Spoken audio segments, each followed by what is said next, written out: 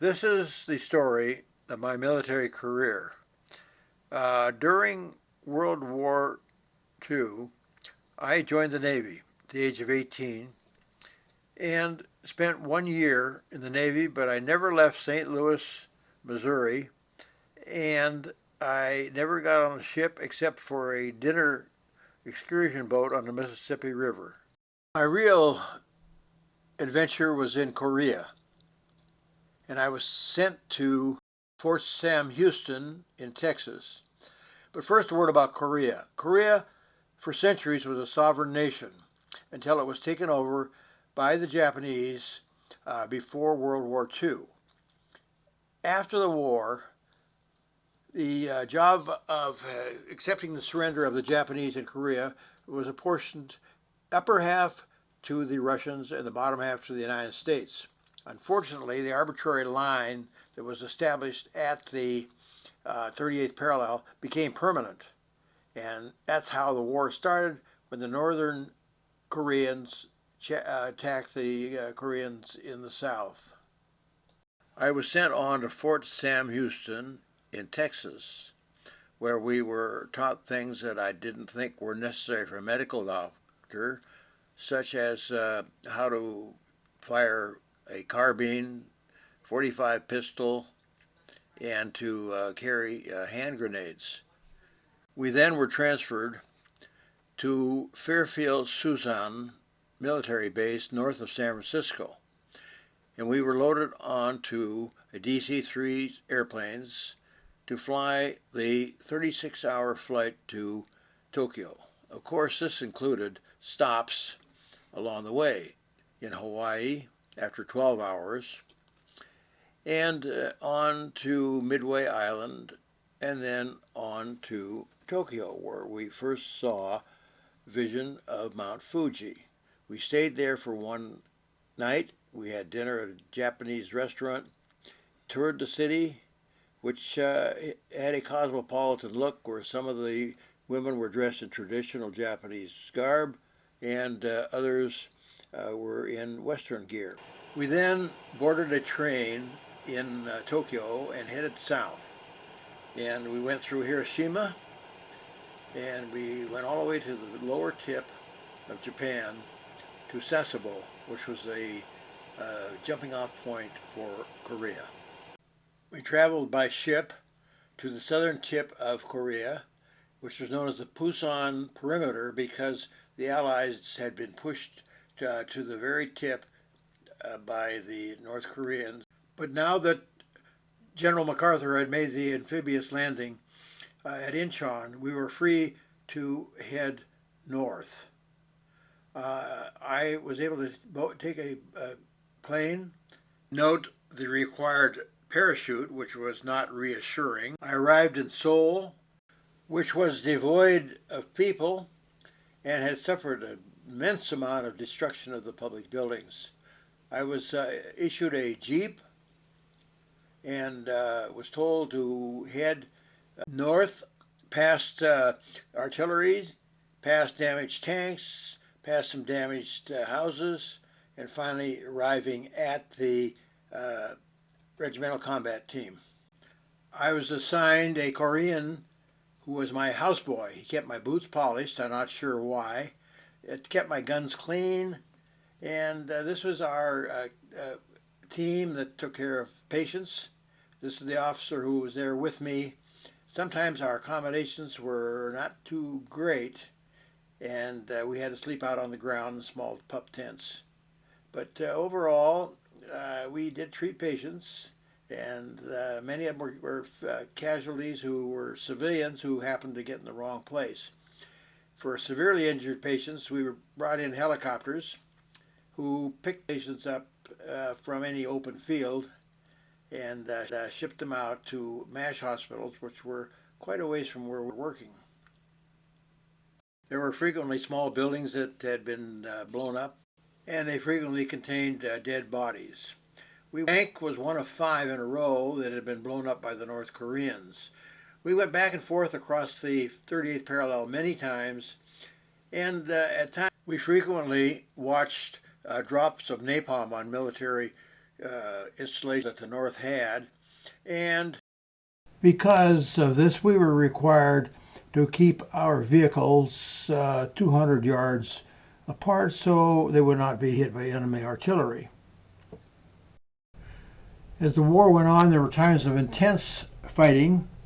At times, at night, we had to set up machine guns that would fire into the dark sporadically so that the enemy would not sneak up on us.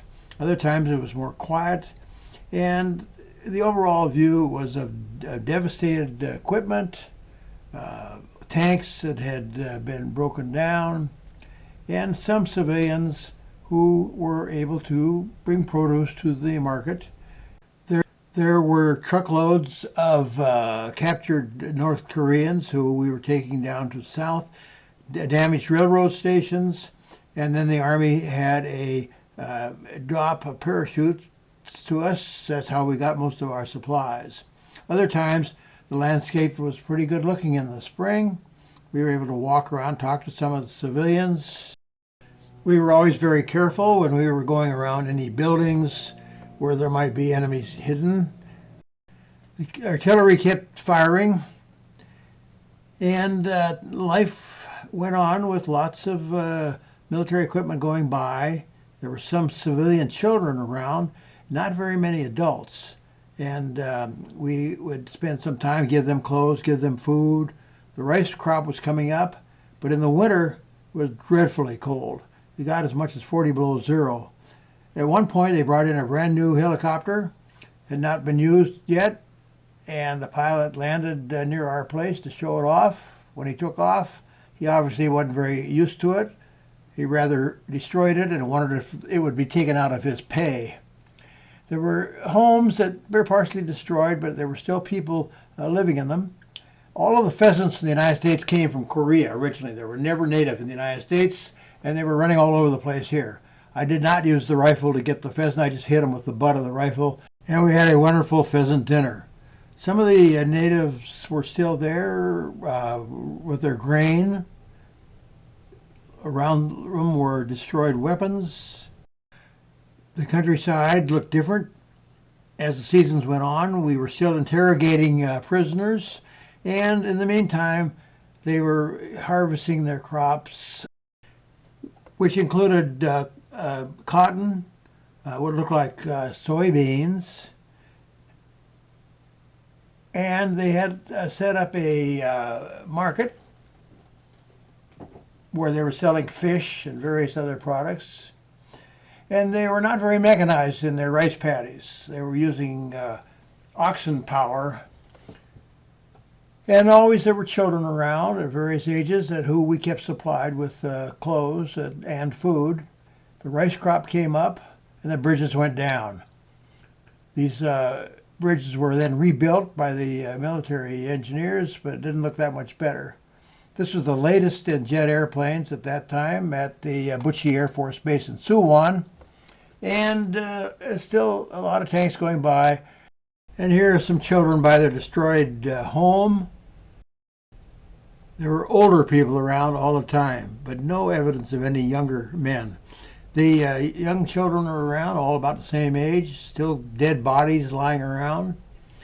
And the landscape would go from green to yellow.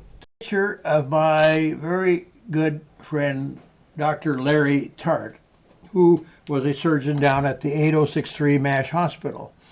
He convinced his colonel that I should be transferred down there, which did occur after a while, and it got me away from the front lines. And he undoubtedly saved my life since the unit was overrun and the chaplain and the doctor were killed. In the meantime, Korea went on with fighting, and then lulls, and still lots of children around. But when you needed a haircut, you had to get a haircut, even though you're out in the wilds. Women were going into the market with bundles on their head, and these very stout little kids were standing in front of their home. This is the laundry where we had our clothes washed, and they pounded them on the rocks so the clothes didn't last that long. We always carried our weapons with us. There still were civilian casualties around. These children seemed to be everywhere, but as I said, there were very few adults except for elderly people around. The landscape at times looked pretty good, and we had times when we relaxed, and people were strolling around in some areas, and again, many children. They seemed all to be about the same age. This tank was running short of fuel. We had to loan them some, so he let me drive the tank for a while, which is a piece of cake. Very easy. We went back and forth across the 38th parallel many times, and I put a lot of miles on this Jeep before I was transferred to the MASH hospital. These were the Australians who were part of the United Nations force. Now, this road was leading up to where we were camped, and this is the 8063 MASH hospital and all of these tents. We could tear this whole thing down in a couple hours and move, and we sometimes move frequently. Now, this again is Dr. Larry Tart mixing himself a martini, and here he is, the only guy in Korea with paisley pajamas. Now I had a bunk I could lie on, and at the headquarters of the 8063 MASH hospital, Dr. Larry Tart and myself. This was the type of helicopter we had, but we still had problems with mines. After we ran over them and found them, then the Army came in and looked for them. We seemed to be able to find them much more easily with our trucks. This is one of the Army nurses, and these two nurses, the one in the foreground is Hot Lips Houlihan, who was famous in the book and in the movie on MASH. This is in the operating room, and the doctor in the background there is Dr. Larry Tart. And this is another scene in the operating room, and we treated both North Korean, South Korean, Chinese, whoever showed up, and our own troops also. We also treated civilians, and occasionally a Hollywood celebrity of some kind would come by for some reason to entertain the troops singing or something. This is our colonel, and this is a book that was sent to me, and this is an aerial view looking down on the Han River and our outfit.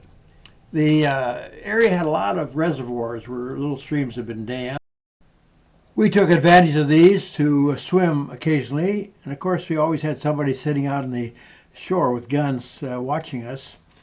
And the Han River was nearby, and little temples, and since no one was there to explain these things to us, we didn't know what they were. This was at the Han River where we took a swim, and then the Army came in and dropped a bunch of paratroopers because they thought they were going ahead of the lines, but we were already there, so they didn't really need to come in by parachute. But it was fun to watch them all coming down and welcoming them to our area. When we had to move, we destroyed a lot of stuff. We burned it, took the trains, we put stuff in jeeps and vehicles and moved. These were the MASH hospitals we moved. Our helicopters, these little Bell helicopters, and this is down in the marketplace. We were very crowded, and here we saw a lot of the civilians that we never saw out in the hinterlands. People brought in big bundles of branches. I don't know what they did with those. The market was full of grains, things they had for sale, and anything you wanted to buy was here, including ethyl or methyl alcohol, which would make you blind if you bought it. These were peppers. The women's dresses weren't exactly covering everything, and the whole area was just a maze of winding roads. Now, while we were there, someone stole the wheels off our Jeep. When we got back to Seoul, and as you can see, there's nobody there. It's unkempt. This was the National Library. This is the Capitol building. They attempted to repair it. This is one of the temples in the city. And we wandered around with no one there. I don't know what all of these temples were used for, as no one was there to find out. It was rather beautiful, except in the areas where there was total destruction. Where the Catholic Church was located, everything was destroyed around it, but the church was totally intact. And it was kind of eerie to find there was nobody there at all to talk to. And we kept wandering around by ourselves in this empty city. We left the Catholic Church area, went past other temples, of which there seemed to be so many we couldn't see them all.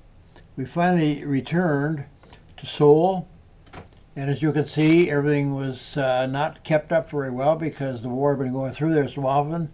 The streets were totally empty, no one there at all, and was our transportation, which was the Bell helicopter. This had a litter along each side, and we had to use the litter if we had more than one passenger. There was the pilot, one passenger, and then we'd lie down on the litter outside. I usually rode outside at 70 miles an hour. We moved on to an area just outside of Seoul where there was a temple, very small, with a priest who appeared to be Buddhist. I'm not sure because no one was there to tell us, but he was very polite, and we gave him some money and went inside and looked at the church. We did not have any flash equipment with our cameras. They were rather primitive cameras in those days, and so these had to be taken by time exposure, handheld. So they turned out fairly well, all things considered. Considering that the fact that the Kodachrome film had just come out and it was so slow, it had an ASA rating of only 10. We continued past this area and went up to an area that had a gate, and it appeared to be some type of a cemetery. There were statues there that were very reminiscent of the ones on Easter Island. And there was also a flat altar and various animals carved into the rocks. I'm not sure what all of this meant, and maybe someday somebody will be able to tell me, because we certainly couldn't get any information there. Then we went to the railroad station where all of these kids would hang out. They were orphans. There were no parents. They took care of themselves. We supplied them with clothes and food. We always brought a helicopter full of food when we went down there. And I felt so sorry for them because there was not much else we could do. And they lived in these railroad cars. Since the trains weren't running, the railroad cars were empty. This kid had a coat, but that's about all. And they all seemed to be about the same age. This is a British soldier. I tried on his hat. And this is my friend, Dr. Larry Tart, sitting in a destroyed truck. We also went over to the Norwegian Mobile Surgical Hospital to see what the Norwegian nurses looked like. And these are the rice paddies. Sometimes when there was nothing going on, or not much going on, there was a little party in the main tent. And this was not attended by our colonel, since he was regular Army and was above us. This is the major who was Hotlip's friend. This is our helicopter, and you can see the litter on the side there with someone lying in it. This is Buchi Air Force Base, and we took off from there to Tokyo. This was not very helpful to see these planes as we took off, and arrived in Tokyo, where we felt like we were totally in civilization after being where we had been for so long. And this is the Daiichi building where General MacArthur's headquarters were. And this was a street scene in Tokyo on the Ginza Avenue. And the Imperial Palace surrounded by a moat. And this was Dr. Larry Tart and myself in Tokyo. And these are scenes of Tokyo with the office building. But the real reason for us going all the way to Tokyo from Korea was because that was the only place where you could make a phone call anywhere. And I wanted to call my girlfriend, Mary Jean, and ask her to marry me. She kept sending me postcards from places like Sun Valley, etc., what a good time she was having. And I thought, I better not let this one get away from me. So I called her and asked her to marry me, and she agreed. And that was the best thing I've ever done in my life. And these are some final scenes of Tokyo with the little Japanese girls drawing or painting. And then we went on past Mount Fuji again, all the way down to Busan. And I waited on the ship in the harbor to go home, and got on a ship which was going to take us 30 days to get to San Francisco. We went to Honolulu, to the harbor where the boats came in. Most people went to Hawaii by boat, and that's the Aloha Tower. There were very few people going by airplane. And we had quite a welcome there. The Hawaiians went all out welcoming us, and they had a band. But the first thing we did was go up and get some civilian clothes, rent a convertible, and drive around Hawaii. The beach had very few people on it, but years later, when I was there, this is what it looked like then, and then years later, it's what it looked like the next time we were over there, and you couldn't even find the hotel. It was hidden. This is King Kamehameha, and some scenes around Honolulu. This is the Royal Palace in Honolulu. And then finally, after an interminable voyage for 30 days, we got to where we could see San Francisco in the distance with the Golden Gate Bridge. I picked up the love of my life. We drove back to Seattle. We were married at St. Joseph's Church in Seattle. But I had not finished my service time in the Army, and so we had to go on to Salt Lake City, where I was stationed at Tooele Ordnance Depot. And this is Mary Jean, and this is a picture of me at our quarters, and also camping in the mountains near Salt Lake City. The hospital was quite large, mainly because there were a large number of soldiers stationed here, and with their dependents, it was necessary to be of that size. On arrival, I found that I was now the new commanding officer, which was a very big surprise to me. And I realized I did not get this award for my expertise, but because all of the other doctors were either second lieutenant or first lieutenant, and I was a captain, and rank has its privileges or not. When you leave the service, you find that you have accumulated a lot of medals and ribbons, etc., and commendations, and most of them don't mean anything.